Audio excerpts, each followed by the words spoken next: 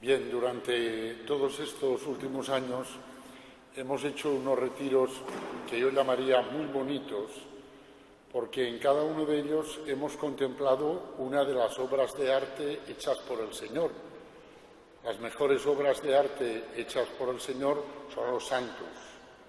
Y hemos tenido bastantes retiros donde en cada retiro hemos contemplado un santo. Por lo tanto, era como ver una obra de arte, una maravilla hecha por Dios. Y eran retiros bonitos. Antes hicimos muchos retiros contemplando misterios del Señor, verdades de la fe cristiana. También son retiros bonitos porque la verdad es bella, tiene un esplendor, una belleza, y da gusto contemplar esas grandes verdades. Y sin embargo, este año empezamos un ciclo de retiros que a mí me da miedo que nos desanimemos porque no pueden ser a la fuerza tan bonitos, porque no vamos a contemplar obras de arte del Señor. Vamos a contemplar las enfermedades que nos afligen, los 7 pecados capitales, que son las principales enfermedades espirituales que afligen al ser humano. Claro, contemplar la enfermedad no es bonito, las cosas claras, porque es contemplar ahí un mal y ver el mal, las ramificaciones que tiene, las metástasis que tiene, y ver dónde se esconde, y ver cómo se puede operar, cómo se puede intervenir. Es una cosa un poco... En cierto modo yo lo paso mal cuando preparo estos retiros, porque en cambio antes lo pasaba bien, porque es muy bonito contemplar las cosas bellas, pero claro, cuando uno está enfermo, pues también hay que ocuparse de la enfermedad.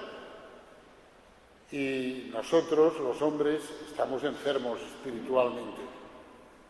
Pues vamos a ocuparnos, con la ayuda del Señor, de las enfermedades que nos afligen.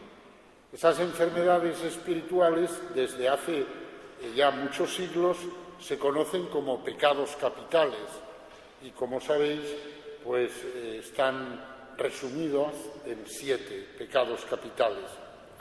Capital es una palabra que viene de caput en latín, que significa cabeza. Se llama pecado capital para significar que está a la cabeza de otros pecados. Cuando los inventores de esta nomenclatura de los pecados capitales fueron los padres del desierto. Los padres del desierto fueron aquellos cristianos extraordinarios que en el siglo IV, cuando se acabaron las persecuciones, porque el emperador Constantino pues ya se hizo cristiano, es verdad que se bautizó al final de su vida, pero ya antes se manifestó completamente de acuerdo con el cristianismo, pues entonces hubo una serie de cristianos que hoy llamaríamos exagerados, pero que eran espiritualmente estupendos, que dijeron: vaya una lata, ahora no podremos ser mártires, porque ya nadie nos va a perseguir, y si nadie nos va a perseguir ni nos va a matar. Claro, llevaban 3 siglos a base de que de cuando en cuando cristianos a los leones, ¿no? Y entonces les dio rabia, y de esa rabia, en el buen sentido de la palabra, surgió la huida al desierto para entregarse allí a una vida de unión con Dios y para combatir directamente con los enemigos de Dios, que son los demonios. Hoy a los niños de primera comunión, como no está don Ismael, los he recibido yo, y siempre cuando llegan a la catequesis lo primero que hacemos es ir allí delante del sagrario, se arrodillan en silencio, cada uno saluda al Señor, después se sientan y don Ismael, o cuando no está él, pues yo, les decimos ya unas palabritas. Y hoy les he preguntado: ¿Dios tiene enemigos? Mira, les gusta mucho levantar la mano. Tú, no tiene enemigos. Otro, sí tiene. Si dices que sí, me tienes que decir quiénes son los enemigos. Y no lo sabía. Otro, no tiene enemigos. Otro, sí. ¿Quiénes son? Dice: el demonio. Amigo, Fíjate, ya se dan ellos cuenta. Pero los padres del desierto se fueron al desierto para afrontar cara a cara a los demonios, luchar contra ellos, vencerlos en el nombre del Señor y desenmascarar todas las trechas de los demonios. De todo lo que yo he leído, hombre, yo no es que sea ninguna enciclopedia viviente, pero me gusta leer. Yo no he encontrado nadie que conozca al ser humano con más profundidad que los padres del desierto. Ellos no escribieron nada. Eran hombres que vivían en el silencio, pero recibían a los que iban a verles. Y había mucha gente que desde las ciudades, desde Alejandría, por ejemplo, porque empezaron por el desierto de Egipto, después por el desierto de Siria, etcétera, pues iban a consultarles cosas. Y eran unos hombres muy raros, muy especiales. A lo mejor llegaba uno allí y no le hacían ni caso. A lo mejor lo despachaban en 5 minutos. Otras veces, en cambio, lo invitaban. Eran muy desconcertantes. Y esos cristianos que iban a consultarles cosas, pues después, con el tiempo, recopilaron los dichos de los padres del desierto. Los padres del desierto hablaban poco y hablaban como lanzando sentencias. Daban una sentencia y tal, ¿no? A lo mejor llegaba uno y decía: padre, te invito a comer. Le decían al eremita que estaba allí, ¿no? Al Abba: padre, siéntate a comer. Toma un poco de vino. Y bebía un poco de vino. Seguían comiendo. Toma otro poco de vino. Bebían. Le daba una tercera copita de vino y le decía: hermano, ¿es que no sabes que existe Satanás? Se levantaba y se iba. ¿Con eso qué quería decir? Quería decir, el vino no es malo si no existiera Satanás. Pero como existe Satanás, hay que tomarlo con prudencia. Ellos eran así, eran unos hombres muy originales. Son los antecesores de los monjes. Los antecesores de los monjes. Y los cristianos que iban a verlos, con el tiempo y a consultarles, con el tiempo, recopilaron muchas de las sentencias de los padres, lo que se conoce como los apotegmas, o sentencias de los padres del desierto. Y ellos allí, cuando uno lee esas sentencias, es fácil y difícil de leer, porque claro, no es un argumento que sigue, son sentencias sueltas, palabras que dijeron. El Abba José dijo un día esto, nuestra madre sinclética dijo, también había mujeres que se iban al desierto, dijo un día esto otro, tal cual. Pues cuando uno lee eso, ve que adquirieron, con la gracia de Dios, un conocimiento de la naturaleza humana verdaderamente impresionante. Entonces ellos fueron los que se dieron cuenta de que todo el tema del mal en el hombre se podía más o menos reducir a 7 pliegues del alma, decían ellos. Empezaron por emplear esa imagen, como en un vestido, un pliegue. Claro, una túnica, si está ahí toda lisa, la ves, todo está clarito, pero si hay un pliegue, pues el pliegue puede esconder algo, ¿verdad? Y ellos se dieron cuenta de que en el hombre había principalmente 7 pliegues del alma, como si dijéramos 7 trampas que si te descuidas, lo que parecía una túnica tan bonita, resulta que no, porque hay ahí 7 pliegues. Después lo llamaron los 7 vicios principales.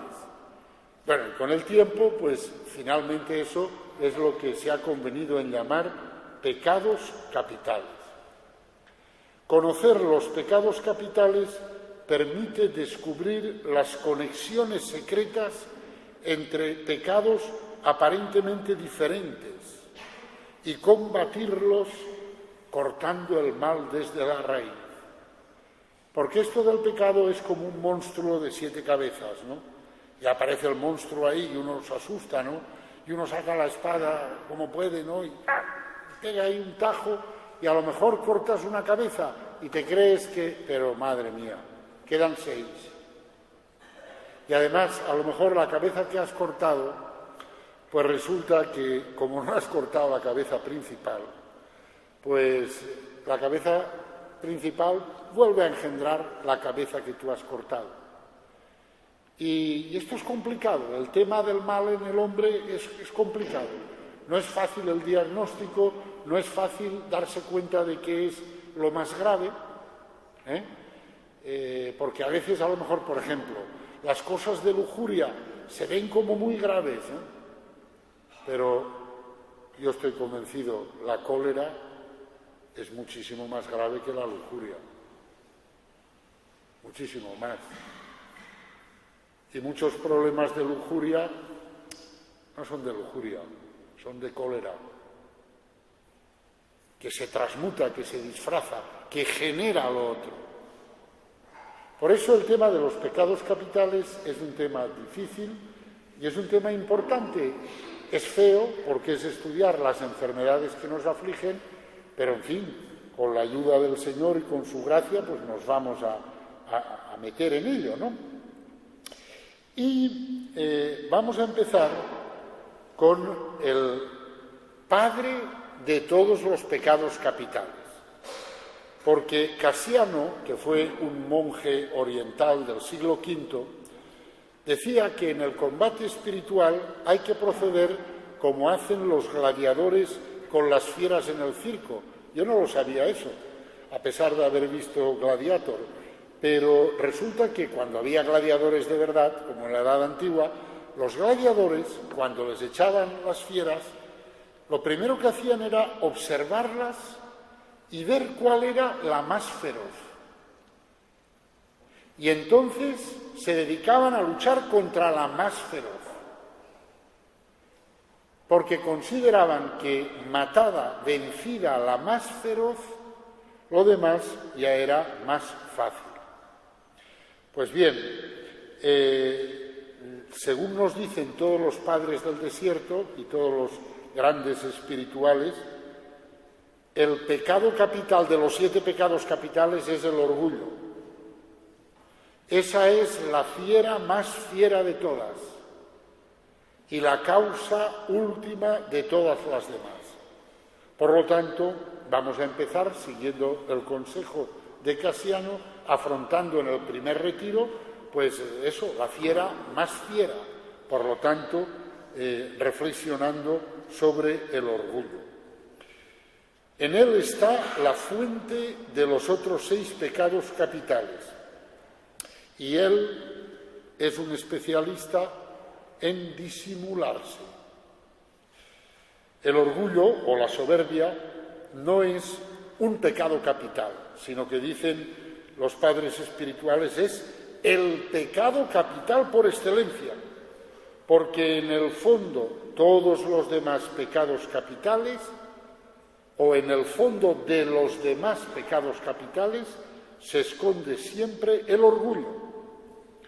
De hecho, el orgullo tiene muchos sinónimos, y esos sinónimos pues nos indican lo extendido que está, disimulado pero extendido. Por ejemplo, se le llama también amor propio, o vanagloria, o suficiencia, o vanidad, o desdén, es muy desdeñoso, o arrogancia, es muy arrogante, o fatuidad, es muy fatuo. Muchos nombres para designar la misma realidad, porque el orgullo es un cáncer que tiene muchas metástasis y que se disimula de muchas maneras.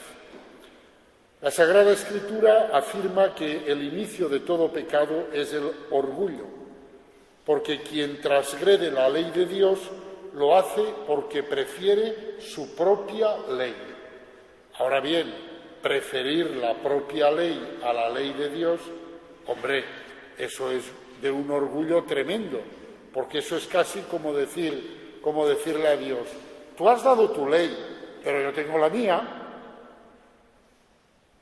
Y eso es justamente el orgullo.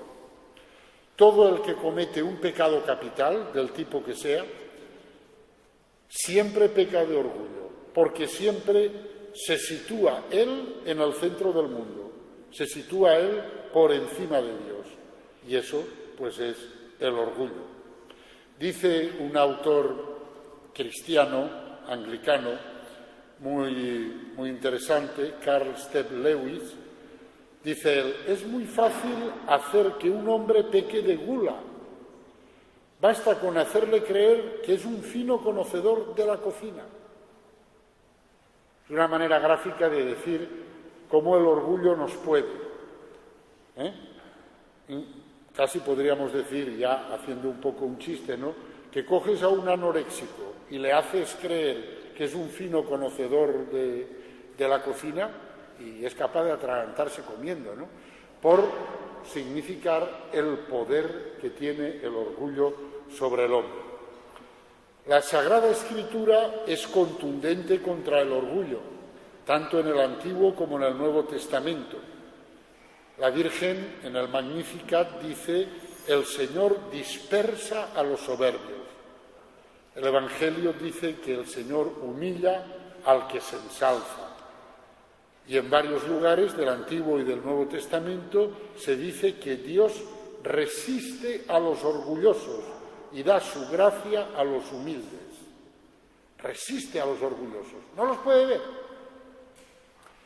Hay que notar que la Escritura dice esto solo del orgullo,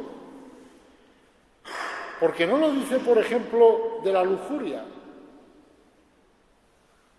Dios ve al lujurioso y dice: qué pobre hombre, qué pobre mujer. No le provoca esa especie de resistencia directa. Pero en cambio el orgulloso sí. Por eso Casiano, este monje del siglo V, decía que el orgullo es un mal tan grande que merece tener como adversario al propio Dios. Al propio Dios. Porque claro, el orgulloso es que a quien ataca es a Dios, porque se pone en lugar de Dios y dice a Dios: tú tienes tu ley, pero yo tengo la mía, que para eso yo soy yo, qué caramba. ¿Cuál es la causa del orgullo? Porque claro, a veces ayuda para ir comprendiendo, decir: ¿y esto? Pues San Juan Clímaco, que es otro de los grandes santos espirituales que recogió la enseñanza de los padres del desierto ya más tarde y la sistematizó en su célebre Escala Santa, etc., pues San Juan Clímaco dice sin ambajes que la causa del orgullo es la vanagloria. La vanagloria. Él cuando habla de cada uno de los defectos o de los pecados, al final hace como una especie de coloquio con el pecado en cuestión y le dice: en el nombre de Cristo te digo, como si el pecado fuera una persona, ¿no? Dime quién es tu padre, dime quiénes son tus aliados, ¿no? Hace así.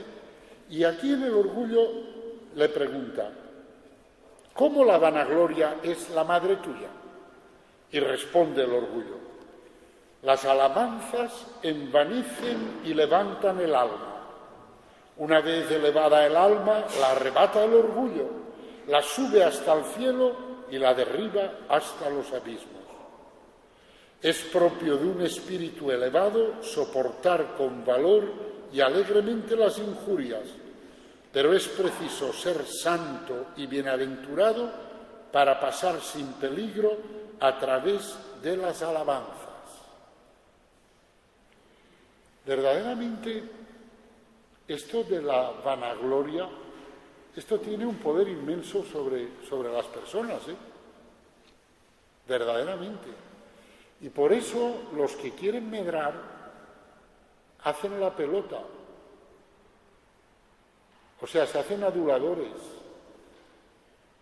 Porque en el fondo todos nos damos cuenta de la gran fuerza que tiene sobre el hombre la alabanza, la adulación. y decimos, pues si yo empiezo aquí, me sumo al coro de los alabanciosos que cantan la excelsitud de tan gran señor o señora, líder, director, jefe de sección, de tal, de cual, y lo repito, y formo parte de ese coro, pues posiblemente eso me lleve a más.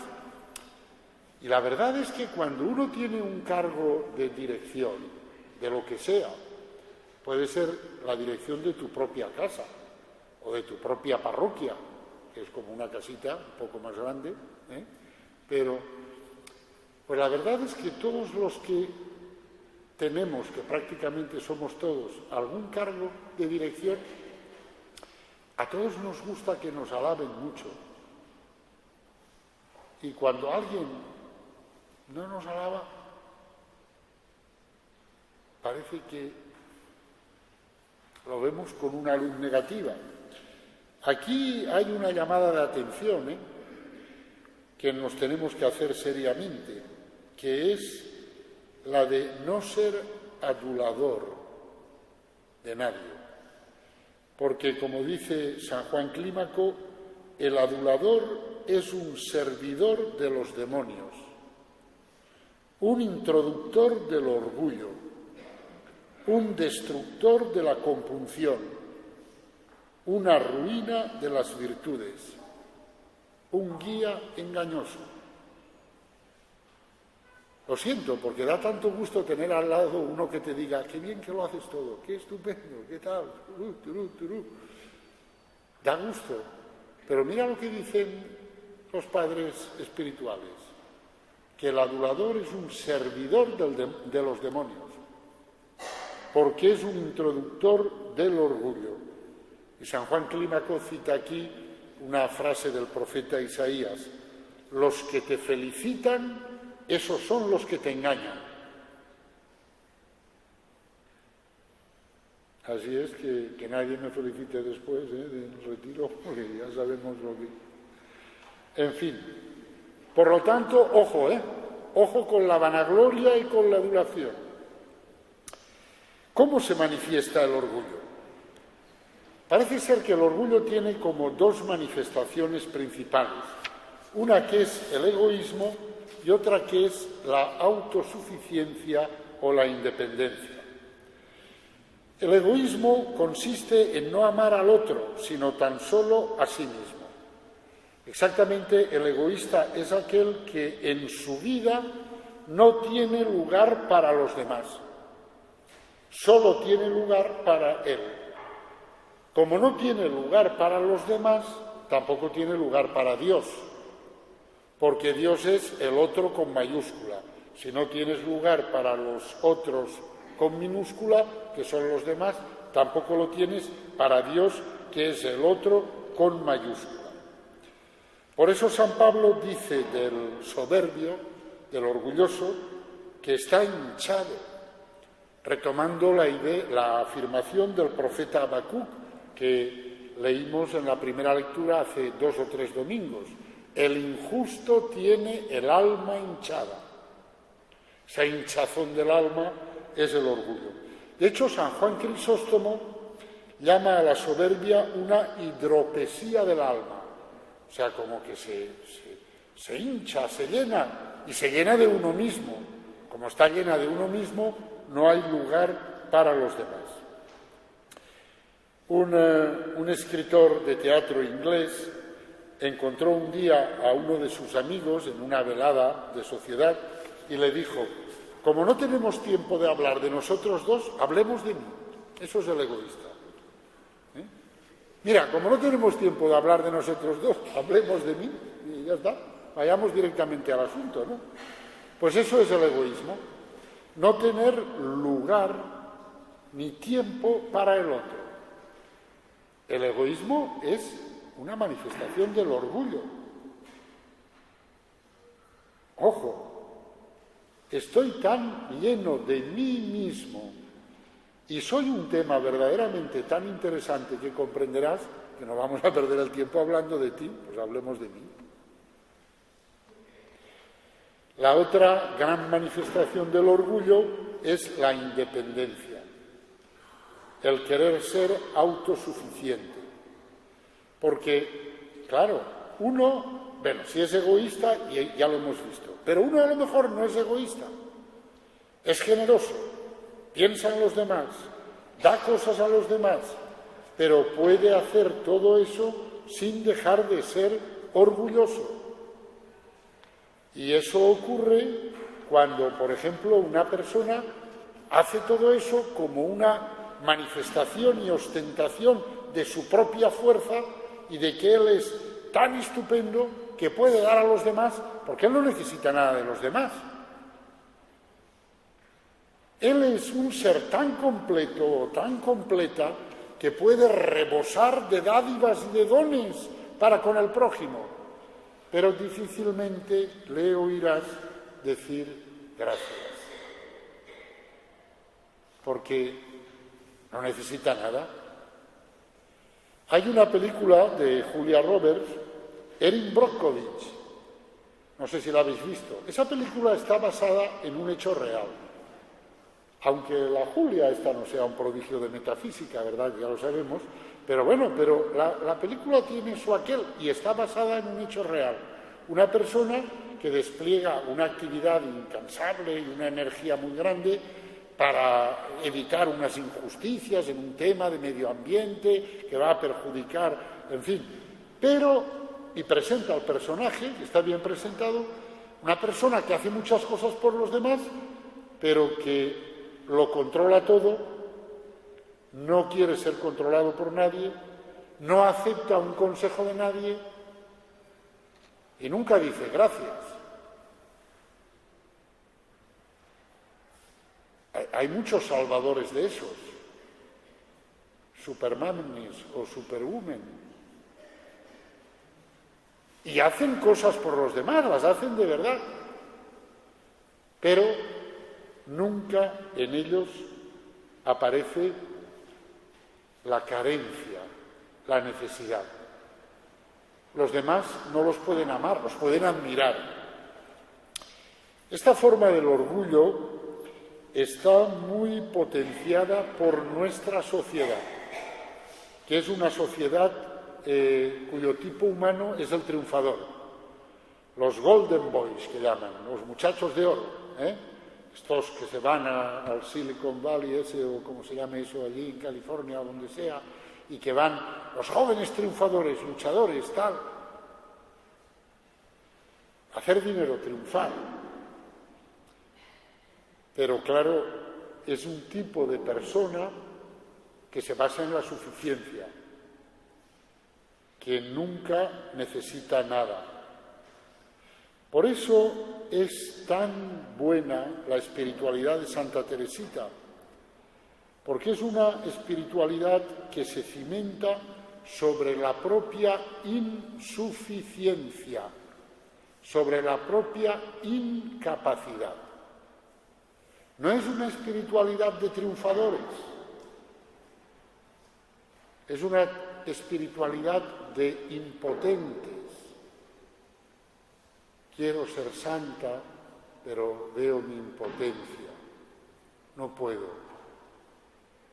Por eso es muy buena la espiritualidad de Santa Teresita. Todos los santos son santos, pero muy pocos son doctores de la Iglesia.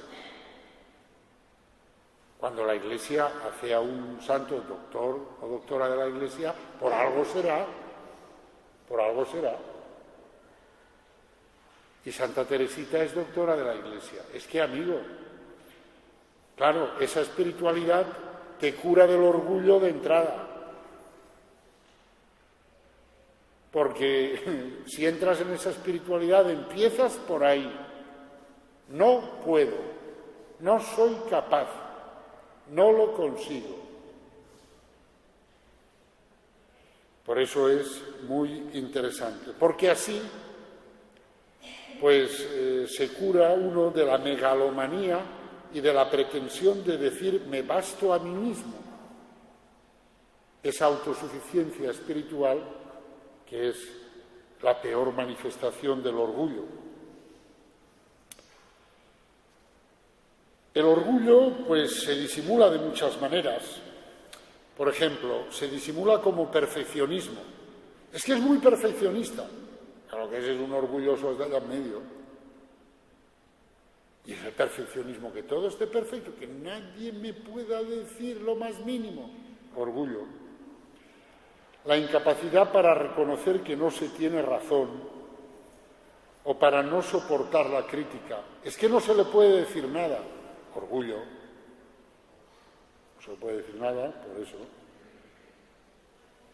A veces se justifica el orgullo mediante el enfado. La mujer que le dice al marido o el marido que le dice a la mujer: ya me has quitado la palabra 3 veces durante esta comida delante de los niños. Ya me has quitado la palabra 3 veces, enfado, delante de los niños. ¿Qué hay ahí detrás? Pues orgullo. También a veces el orgullo se esconde o intenta justificarse por heridas psicológicas. Eso de las heridas psicológicas es una cosa que, siendo verdad, pero hay que estar muy atento con eso, porque los pecados capitales se aprovechan de las heridas psicológicas a base de bien.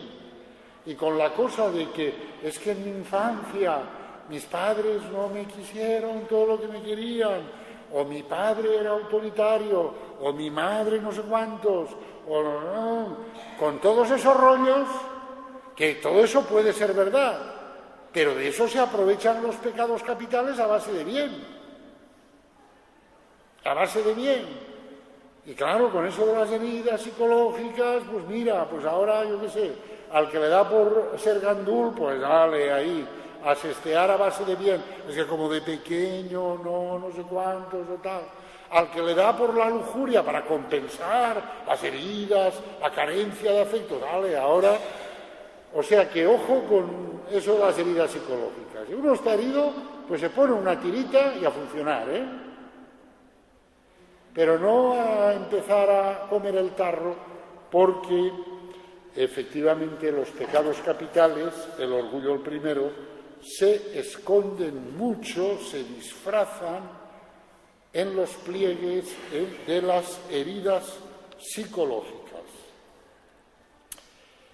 De todas maneras, la peor soberbia que hay es la soberbia espiritual, que es la soberbia, como su nombre indica, de las personas que se esfuerzan por llevar una vida espiritual seria. O sea que es la soberbia en la que todos nosotros pues podemos caer, porque por la misericordia de Dios nos preocupamos un poco de la vida espiritual, por eso estamos aquí en este retiro. San Juan de la Cruz nos habla de ella en su obra Noche Oscura, en el capítulo 2 del libro primero de la Noche Oscura. Y la presenta como una tentación típica de los principiantes en la vida espiritual, que se sienten diligentes y fervorosos. Y dice él que a menudo les nace muchas veces cierto ramo de soberbia oculta de donde vienen a tener alguna satisfacción de sus obras y de sí mismos. Y de aquí también les nace cierta gana, algo vana, y a veces muy vana, de hablar cosas espirituales delante de otros, y aún a veces de enseñarlas más que de aprenderlas, y condenan en su corazón a otros cuando no los ven con la manera de devoción que ellos querrían. Es típico, Es típico. Ay, chica, ¿yo qué quieres que te diga? Pero yo cuando voy a la iglesia, y cambio veo que la otra, O sea, que tú das 2 pasitos y en base a esos 2 pasitos, todo el mundo tiene que dar los 2 pasitos que doy yo. Y si no, es que ahí ya no hay seriedad espiritual, ya tal. Sigue diciendo San Juan de la Cruz. A estos muchas veces les acrecienta el demonio el fervor. Ojo al dato, El demonio ve eso y dice, ahora verás tú, les acrecienta el fervor. Dice, que les dé más fervor. Y gana de hacer más estas y otras obras, porque les vaya creciendo la soberbia y presunción porque sabe muy bien el demonio que todas estas obras y virtudes que obran no solamente no les valen nada, mas antes se les vuelven en vicio. Claro, es que el demonio es malo, pero no es idiota. Y dice, ahora verás tú, esta persona con estos fervorines se hincha. Dice, pues yo, leña a la hoguerita de los fervores, leña, que se hinche, dice el demonio, si así la tengo más. Y a tanto mal suelen llegar algunos de estos que no querrían que pareciese bueno otro, sino ellos. O sea, bueno, los que son como yo, si no. Con lo que se revela que en el fondo de su corazón no aman a Dios, sino a sí mismos. No quieren que Cristo sea glorificado, sino que utilizan la relación con Cristo para ser glorificados ellos. Amigo. Claro, entonces esto de la soberbia espiritual es tremendo, porque vamos a ver, ¿tú para qué quieres ser santo? La única respuesta correcta es para dar gloria a Dios, para que la sangre de Cristo no sea estéril, para que la sed de almas que tiene Cristo sea saciada. Esa es la respuesta correcta. Pero el hombre puede dar, claro, no de palabra, pero de hecho, puede dar respuestas que son muy incorrectas. Yo quiero ser santo para que todo el mundo cuando me vea lo santo que soy. Y a ser posible que hagan genuflexión cuando pase. Bueno, si no quieren hacer genuflexión, una pequeña reverencia, pero que todos se den cuenta de lo santo que soy. Luego, tú no quieres ser santo. Tú lo que tienes es un orgullo que no te lo pisas, vamos, o que te lo pisas, ¿no? De tan grande que es. Sigue diciendo San Juan de la Cruz, esto no tiene desperdicio, Por cierto, que yo lo mejor que conozco para esto es una oración que después, al acabar el retiro, en esta mesita allí al fondo, la dejará Juan Pedro, una oración de San Claudio de la Colombière, que fue el padre espiritual de Santa Margarita María Alacoque. Este santo sacerdote jesuita escribió, entre otras, una oración impresionante, os la dejo allí por si os la queréis llevar, donde se ve lo que es de verdad el hombre humilde, porque cuando uno lee atentamente esa oración se da cuenta de que lo que le está diciendo a Dios es: Señor, que tú seas glorificado. Y si tú quieres ser glorificado en mí a base de perdonarme los pecados y de perdonármelos 3000 veces, yo acepto caer 3000 veces para que tu misericordia sea glorificada. Es impresionante eso,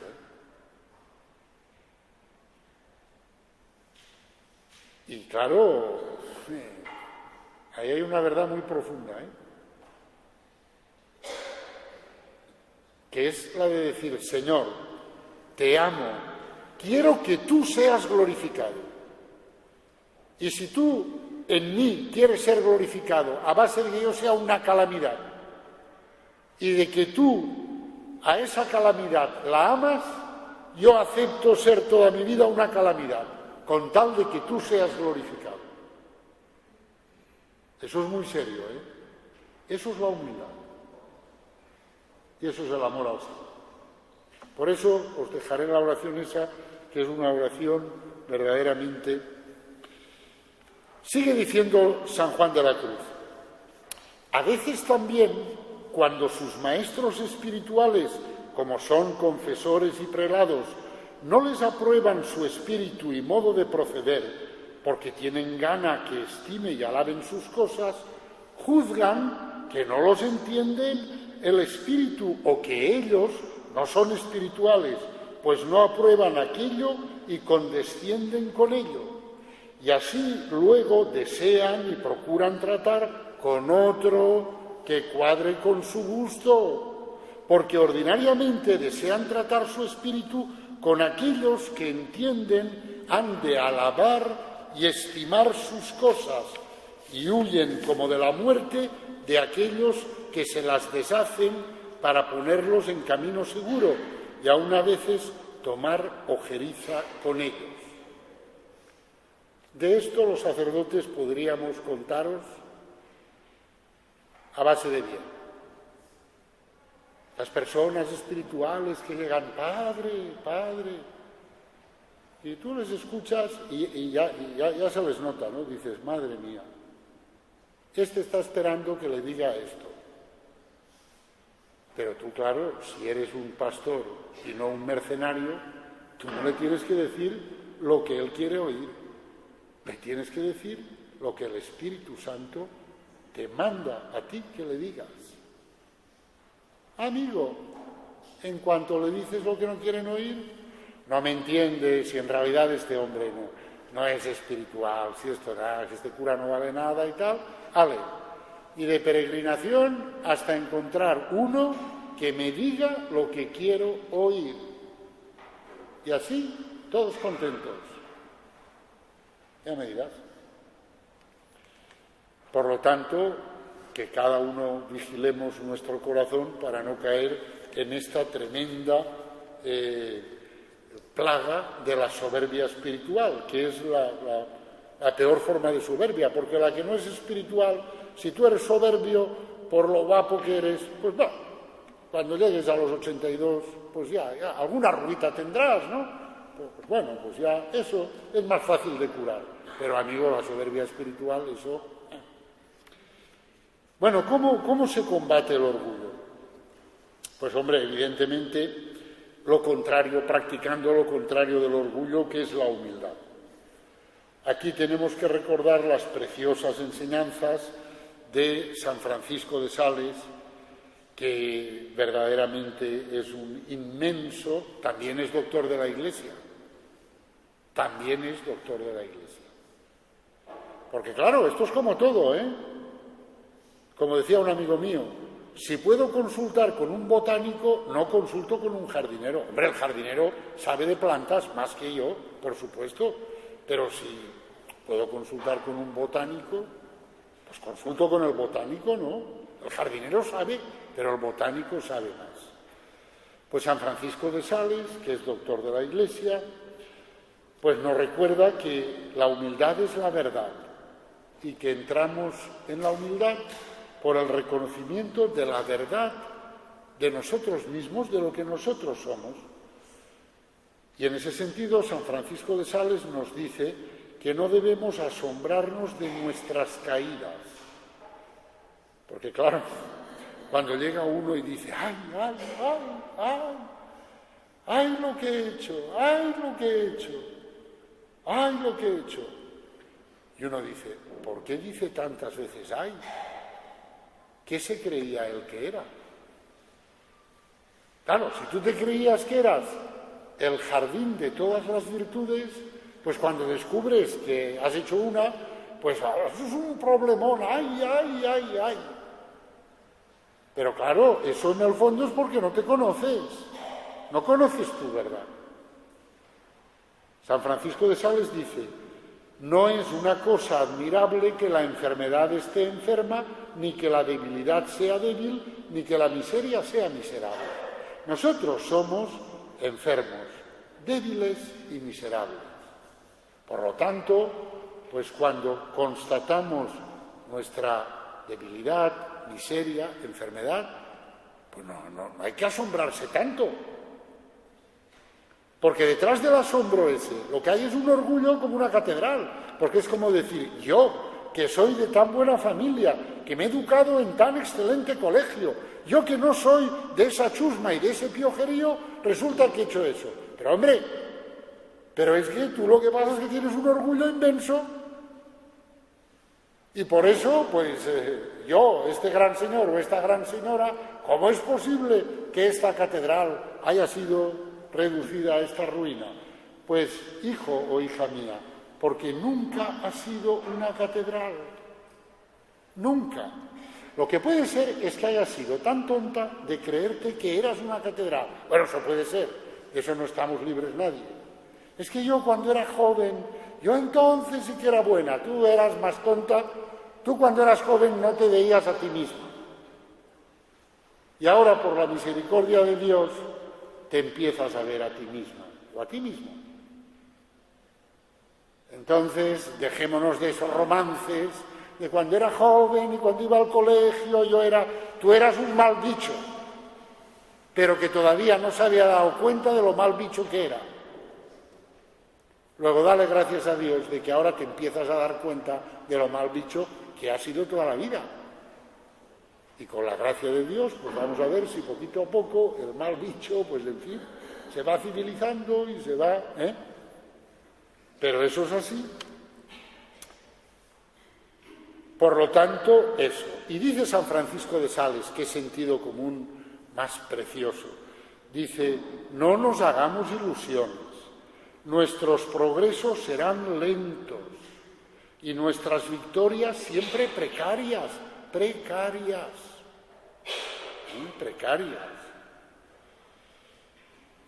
Es precisamente nuestro orgullo, el amor propio, el que pone una venda sobre nuestros ojos y nos hace creer que somos de una esencia superior a la humanidad pecadora, cuando en realidad no es así.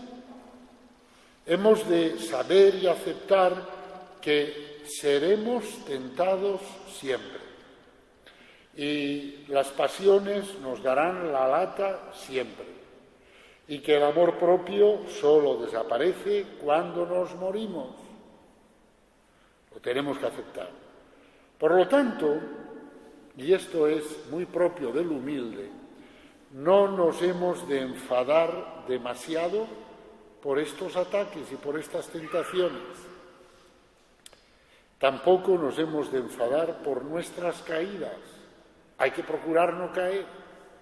Santa Teresita decía, ahora cuando caigo me digo a mí misma, hay que ver, estás como siempre. Pero me lo digo con dulzura. Este es el punto. Con dulzura. Esa rabia por nuestras caídas, casi seguro que es fruto del orgullo y no del amor a Dios. Bueno, vamos a poner que haya un 90% de orgullo y un 10% de dolor de haber ofendido a Dios.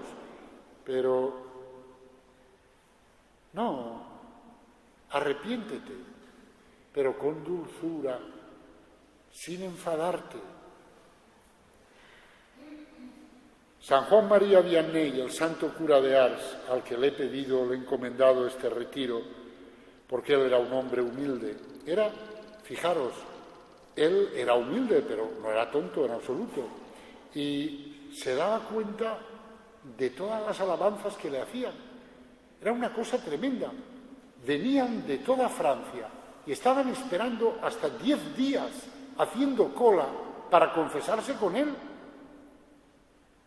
Claro, él se daba cuenta de eso, porque Ars tenía en aquella época, si no recuerdo mal, 215 habitantes. Y allí se juntaban miles de personas, ¿cómo no se iba a dar cuenta? Que estaban allí haciendo cola para confesarse con él. Claro, pues eso era como unas oleadas de alabanzas a él. Y sin embargo, él pasó por en medio de esas alabanzas como un niño inocente. No le afectaron nada, y eso es dificilísimo. Resistir a las alabanzas es dificilísimo. Es difícil perdonar al que te hace daño, pero es mucho más difícil resistir a las alabanzas sin que las alabanzas te manchen. Y él pasó como un niño por en medio de las alabanzas como si nada. Y es porque era un hombre humilde, profundamente humilde. Él decía, la humildad es como la cadena del rosario. Si la quitamos, nos quedamos sin rosario. Claro, efectivamente, El rosario, si le quitas la cadena en la que están todas las cuentas se caen al suelo y ya no tienes el rosario. Y decía él, así ocurre con la humildad en relación a todas las demás virtudes. Por eso la humildad es, en verdad, la virtud de las virtudes. O sea, él decía, cualquier virtud sin la humildad, mira, no es nada. Tú puedes tener 15 virtudes. Como no tengas la humildad, no tienes nada. Porque es como si tuvieras las cuentas del rosario, pero todas por el suelo. Esto es lo que decía San Juan María Vianney. Es interesante esto, ¿eh? Por eso, dice San Francisco de Sales, el Señor nos deja siempre nuestras pequeñas cóleras, nuestros pequeños disgustos, nuestros pequeños temblores del corazón, que son como los residuos de nuestras enfermedades, para que temamos la recaída y para que nos humillemos y vivamos en una sincera sumisión. Es decir, el Señor nos cura, pero dejándonos ahí alguna secuelita para que seamos humildes, porque si no, pues seríamos capaces de estar, una vez ya curados, nos olvidaríamos de que hemos estado enfermos y empezaríamos a despreciar a los demás, o sea, caeríamos en el orgullo, que sería lo peor de todo lo peor. Por eso el Señor nos cura, pero dejándonos ahí algo que nos recuerde que somos frágiles, que somos débiles y que podemos caer en cualquier momento. Por eso, lo primero para la humildad es reconocer nuestra propia verdad.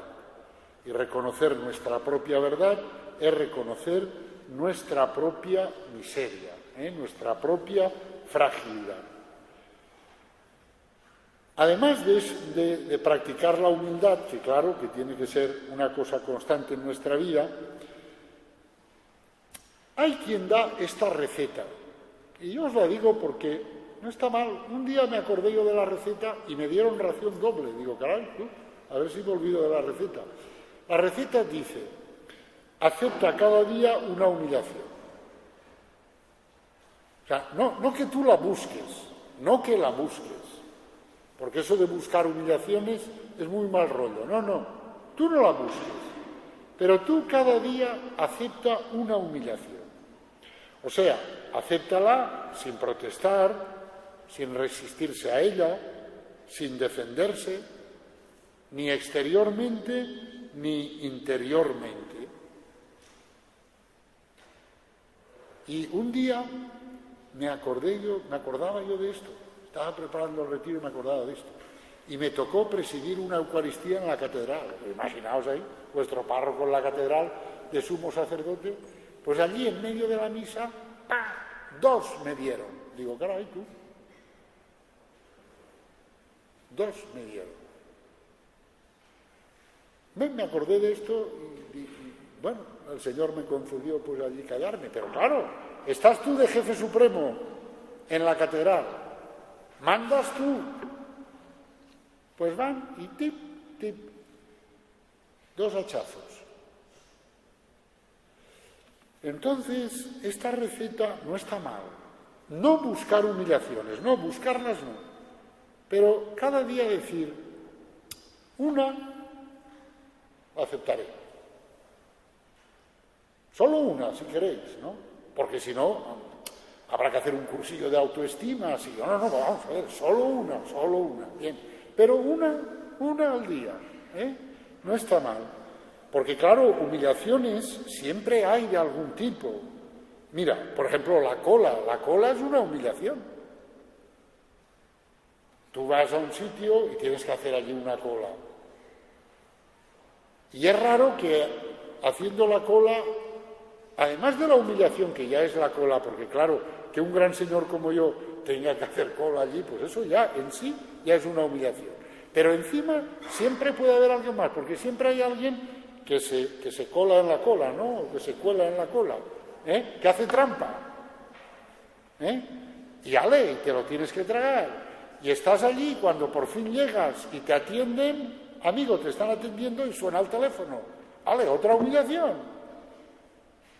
Y después de que tú has aguantado y el tiempo que has aguantado, pues el de la ventanilla o eso y tal, atiende por teléfono con una gran complacencia al amiguete que le llama. Todo eso son humillaciones. Una, sin protestar. Una por día. El tráfico. Claro, también tiene su coeficiente de humillación. ¿Dónde te han dado el carnet? ¿En qué feria te ha tocado? ¿En qué tómbola te lo han dado? O mujer tenías que ser. Eso, el machismo, ¿verdad? O tal. Bueno, pues, no, tranquilito. ¿Qué toca ir? ¿A paso de caracol? Pues a paso de caracol. Una humillación por día, sin protestar. O el tener que ir a esa reunión que no me gusta nada ir y que te da una rabia porque dices, con la de cosas que tengo que hacer y cosas que me interesan y tal, y ahora ir a la reunión estúpida esa para escuchar las tonterías de siempre, pues una al día, una humillación al día, vete, sin protestar, sin rechistar interiormente. Es decir, y llevar eso con dulzura, porque la clave es la dulzura. La clave es, en todo esto, la dulzura. Porque si lo llevas ahí rechinando los dientes, no, con dulzura, hombre, con dulzura. Otros consejos que ayudan en esto, no hablar nunca de nosotros mismos, ni para bien ni para mal, salvo por pura necesidad, y en este caso siempre con una extrema sobriedad. Lo contrario del inglés ese que os contaba yo antes, ¿no? De mira, como no tenemos tiempo de hablar de los dos, vamos a hablar de mí, ¿no? Pues justo lo contrario. Este consejo lo da con mucha fuerza San Francisco de Sales y también Santa Margarita María Alacoque, la que recibió las revelaciones del Sagrado Corazón de Jesús. Insisten los dos mucho en eso. No hables de ti mismo. No hables de ti mismo. Cuanto menos hables de ti mismo, mejor. También insisten en una cosa que cuesta mucho, que es no demuestres lo vivaz e ingenioso que eres haciendo gracias, o sea, sacando punta a las cosas. Y dicen, no demuestres lo ingenioso que eres. Claro, eso cuesta, porque va uno a una reunión, está ahí con unos amigos, y el gustito ese de, oye, ¿qué sabes de fulano? Fulano, y ¡plim! La frase feliz, ¿verdad? La frase feliz. Fulano, mira, si esto, lo otro, ahora dices allí la frasecita ingeniosa que permite ver lo agudo que tú eres. Aparte, lo fácil que es faltar a la caridad haciendo eso, porque es muy fácil faltar a la caridad, pero está este otro aspecto del orgullo, porque haciendo eso, pues, en fin, te encumbras tú un montón, Qué agudo que es, o qué aguda. Otro consejo que también veo yo que es bueno, aceptar las propias emociones. Al orgulloso le da mucha rabia emocionarse, porque entonces ya no es autosuficiente. Si lloro soy vulnerable. Hombre, por favor. Un self-made man, eso como se diga, eso, ¿no? Un hombre que se hace a sí mismo y que triunfa, no llora jamás. Por lo tanto, aceptar las propias emociones, decirse a sí mismo, pues estoy triste, o estoy herido, o tal, no ocultarlo a los demás, no digo ir diciéndolo, pero no. Pues eso también es saludable, para ir rebajando el coeficiente de orgullo. Otra cosa, reconocer las propias deudas. Oye, porque esto es tremendo, ¿eh? A veces haces el favor a una persona y a partir de ahí la pierdes para toda la vida. Te niega el saludo porque no quiere reconocer que le has hecho un favor. Dice, oye, ¿por qué no te saluda a esa persona? Y dice, pues mira, me pidió un favor, se lo hice y esa fue mi desgracia. Ya me niega el saludo. Porque al orgulloso le cuesta reconocer que le han hecho un favor. Pues nosotros hemos de hacer todo lo contrario. Reconocer todos los favores que nos han hecho. Dar las gracias tropocientas veces. Decía un rabino, citar las propias fuentes hace avanzar el reino de Dios. Se refiere al que escribe, ¿no? El que escribe, citar las propias fuentes, di dónde has aprendido lo que estás enseñando. Dilo, hombre, porque el orgulloso no lo dice para que quienes le escuchan digan, verdaderamente qué pozo de sabiduría que es este.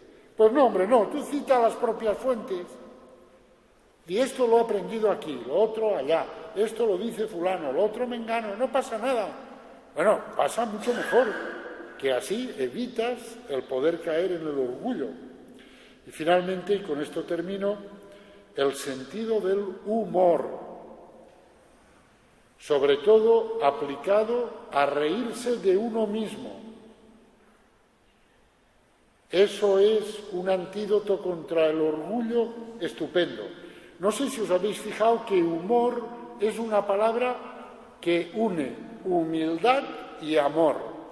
Empieza por humildad, y termina por amor, humor. El humor aplicado a reírse de uno mismo, pues es una cosa muy saludable para contener, rebajar el orgullo, aunque ya sabemos que del todo, hasta que nos muramos, pues no desaparecerá, pero por lo menos, pues todo lo que con la gracia de Dios podamos, que lo hagamos. En el nombre del Padre, y del Hijo, y del Espíritu Santo. Amén.